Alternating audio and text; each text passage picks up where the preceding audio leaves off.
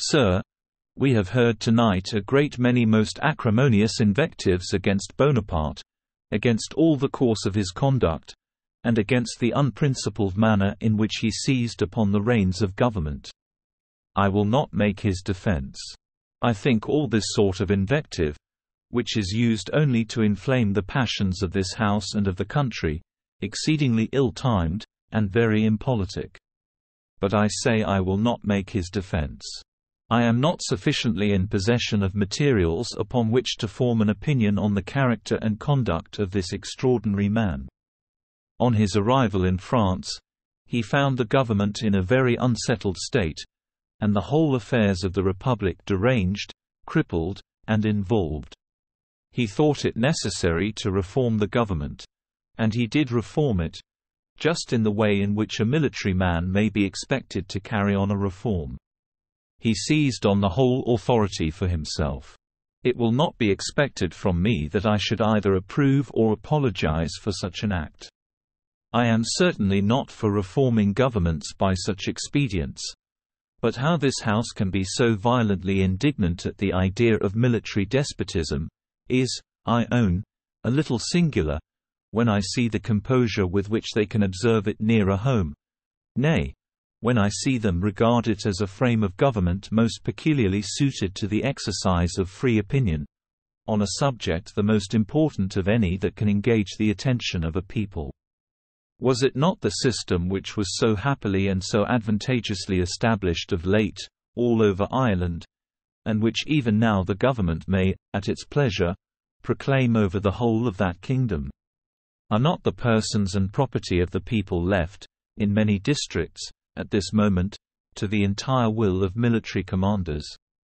It is not the interest of Bonaparte, it seems, sincerely to enter into a negotiation, or if he should even make peace, sincerely to keep it. But how are we to decide upon his sincerity? By refusing to treat with him? Surely, if we mean to discover his sincerity, we ought to hear the propositions which he desires to make. But peace would be unfriendly to his system of military despotism. Sir, I hear a great deal about the short-lived nature of military despotism. I wish the history of the world would bear gentlemen out in this description of it. Was not the government erected by Augustus Caesar a military despotism? And yet it endured for 600 or 700 years. Military despotism, unfortunately, is too likely in its nature to be permanent, and it is not true that it depends on the life of the first usurper. Though half of the Roman emperors were murdered, yet the military despotism went on. And so it would be, I fear, in France. If Bonaparte should disappear from the scene, to make room perhaps, for Berthier, or any other general, what difference would that make in the quality of French despotism, or in our relation to the country? We may as safely treat with a Bonaparte, or with any of his successors, be they who they may, as we could with a Louis XVI, a Louis XVII, or a Louis XVIII. There is no difference but in the name. Where the power essentially resides, thither we ought to go for peace. But, sir, if we are to reason on the fact, I should think that it is the interest of Bonaparte to make peace. A lover of military glory, as that general must necessarily be, may he not think that his measure of glory is full, that it may be tarnished by a reverse of fortune, and can hardly be increased by any new laurels? He must feel that, in the situation to which he is now raised, he can no longer depend on his own fortune, his own genius, and his own talents, for a continuance of his success. He must be under the necessity of employing other generals, whose misconduct or incapacity might endanger his power, or whose triumphs even might affect the interest which he holds in the opinion of the French. Peace, then, would secure to him what he has achieved, and fix the inconstancy of fortune.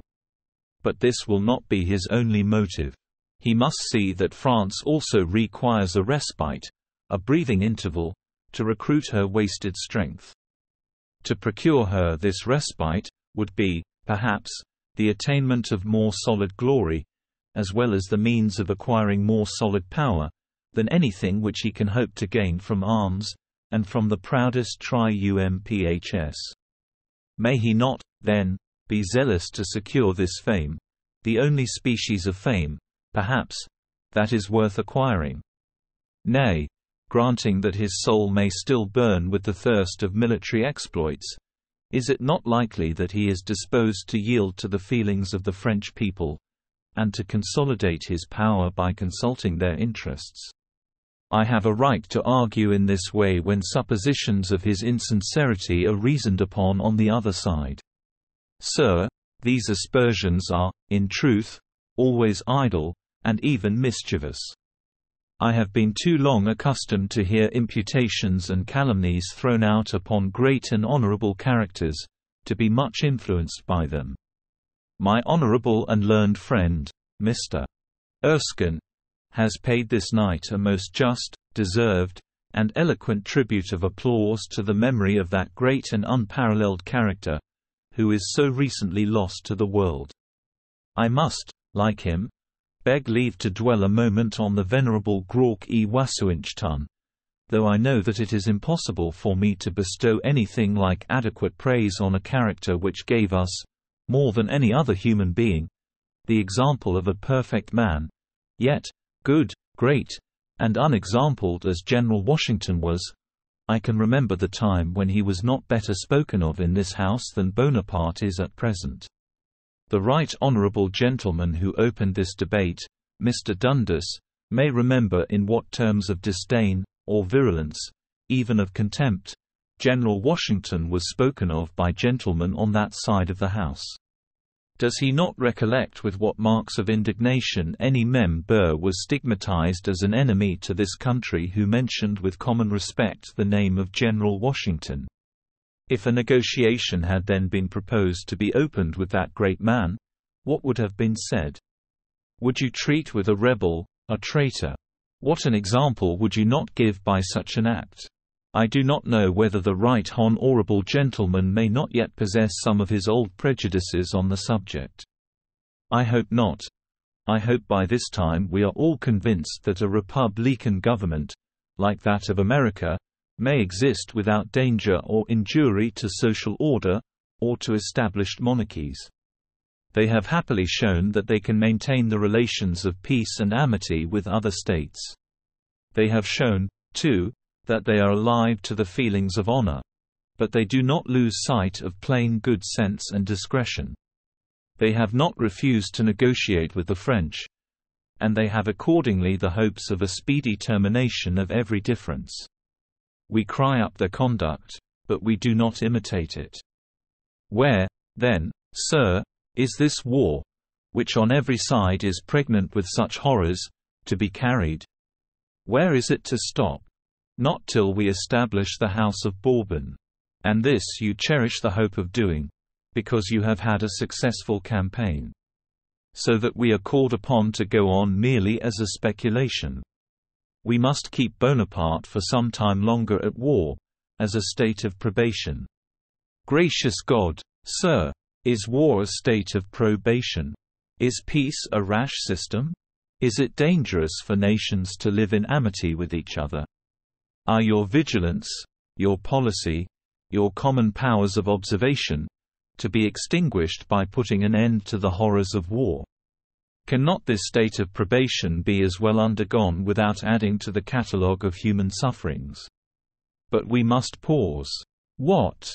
Must the bowels of Great Britain be torn out, her best blood be spilled, her treasures wasted, that you may make an experiment? Put yourselves, oh, that you would put yourselves in the field of battle, and learn to judge of the sort of horrors that you excite. In former wars a man might, at least, have some feeling, some interest, that served to balance in his mind the impressions which a scene of carnage and of death must inflict. If a man had been present at the Battle of Blenheim, for instance, and had inquired the motive of the battle, there was not a soldier engaged who could not have satisfied his curiosity, and even, perhaps, allayed his feelings. They were fighting, they knew, to repress the uncontrolled ambition of the Grand Monarch. But if a man were present now at a field of slaughter, and were to inquire for what they were fighting would be the answer. They are not fighting. They are pausing. Why is that man expiring? Why is that other writhing with agony? What means this implacable fury? The answer must be, you are quite wrong, sir. You deceive yourself. They are not fighting. Do not disturb them. They are merely pausing. This man is not expiring with agony. That man is not dead. He is only pausing. Lord help you, sir. They are not angry with one another. They have no cause of quarrel. But their country thinks that there should be a pause. All that you see, sir, is nothing like fighting. There is no harm, nor cruelty, nor bloodshed in it whatever. It is nothing more than a political pause. It is merely to try an experiment, to see whether Bonaparte will not behave himself better than heretofore. And in the meantime we have agreed to a pause, in pure friendship. And is this the way, sir, that you are to show yourselves the advocates of order? You take up a system calculated to uncivilize the world, to destroy order, to trample on religion, to stifle in the heart, not merely the generosity of noble sentiment, but the affections of social nature. And in the prosecution of this system, you spread terror and devastation all around you. Sir, I have done. I have told you my opinion. I think you ought to have given a civil, clear, and explicit answer to the overture which was fairly and handsomely made you. If you were desirous that the negotiation should have included all your allies, as the means of bringing about a general peace, you should have told Bonaparte so. But I believe you were afraid of his agreeing to the proposal.